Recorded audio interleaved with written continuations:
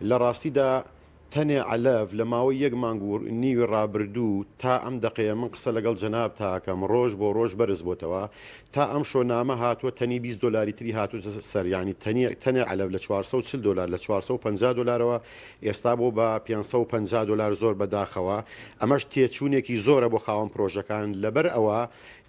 ئێمە ئەو مریشک و جوچکانی کە بە خێوی ئەکەین لە 16 ئەتوانم بڵم بۆ 170 تێچوونەکەمان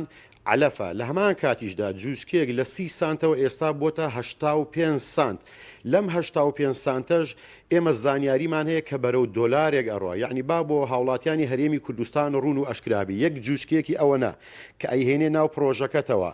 1400 دینار بۆ 1350 دینار ئەکەوێت یعنی ئێمە حسابمان کردووە تێچوونی هەر کیلۆمریشکێک نێزیکەی 3000 دینارەکەوێ کە بە ڕێژەی لە 100داەوە 115 مردن هەبێ ئەگەی بێت و ئەم ڕێژەیە زیاتر هەبێ ئەم نرخە زۆر زیاتر ئەکەوێت لەسەر خاوەن پرۆژەکان